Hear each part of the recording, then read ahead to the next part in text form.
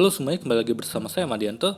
Kali ini kita akan membahas tentang tips menjadi pribadi yang tenang dalam menghadapi berbagai situasi. Hidup di zaman sekarang rasanya waktu berjalan begitu cepat.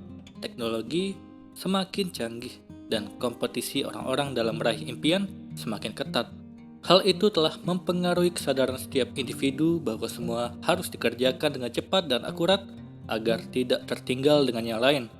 Kondisi inilah yang kadang membuat kita merasa tertekan, panik, dan gelisah.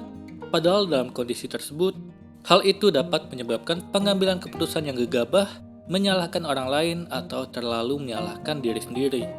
Oleh karena itu, untuk melatih menenangkan diri, ini adalah 5 tips untuk bisa kalian terapkan dalam kehidupan sehari-hari.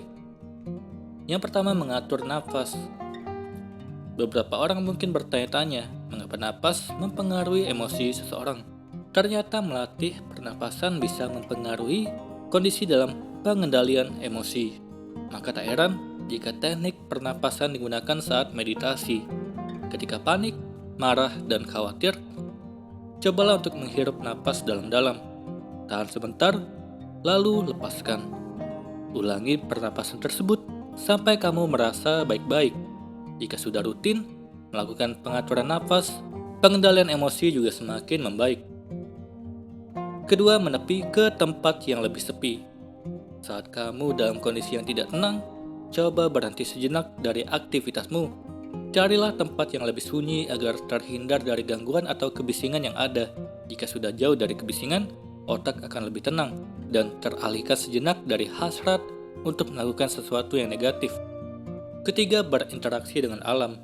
Ketika kamu sudah menghabiskan waktu seharian di depan komputer atau pusing karena menghadapi orang-orang yang mempunyai berbagai karakter, maka alangkah baiknya jika kamu rehat sejenak dan keluar untuk menghirup udara segar.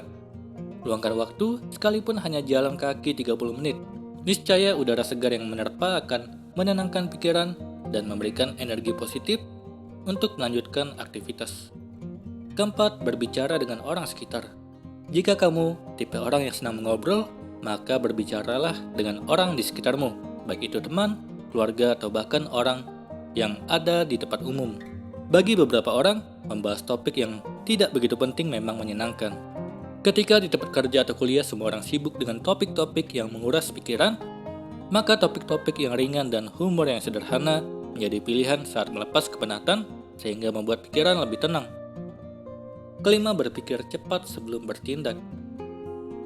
Untuk tips ini khusus untuk menenangkan diri pada peristiwa berlangsung dan tidak dapat menepi sejenak. Contohnya adalah ketika menghadapi orang yang berbeda pendapat di suatu kelompok. Dalam menghadapi situasi ini, maka berpikir adalah kunci. Seseorang harus memikirkan apa yang akan terjadi jika terlalu emosi dan harus mencari solusi pada saat itu juga. Jadi tidak semena-mena marah atau terlalu gelisah dalam menghadapi situasi yang genting dan rumit. Jangan terlalu gegabah dalam bertindak. Menjadi pribadi yang lebih tenang di zaman yang serba cepat memang menjadi sebuah tantangan. Menghadapi lawan bicara yang berbeda pandangan, melihat orang yang lebih pandai dari kita dan merasa lambat telah menghantui beberapa orang. Oleh karena itu, pengendalian emosi dibutuhkan, baik ke diri sendiri maupun orang lain. Semoga ini bermanfaat. Sekian dan terima kasih.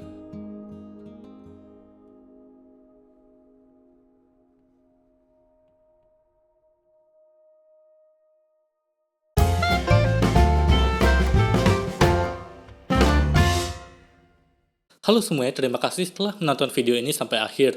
Jika kalian punya saran, silahkan tuliskan di kolom komentar video apa yang harus saya buat untuk selanjutnya. Dan jika kalian suka dengan video seperti ini, silahkan klik like. Semoga video saya bisa bermanfaat. Sekian dan terima kasih.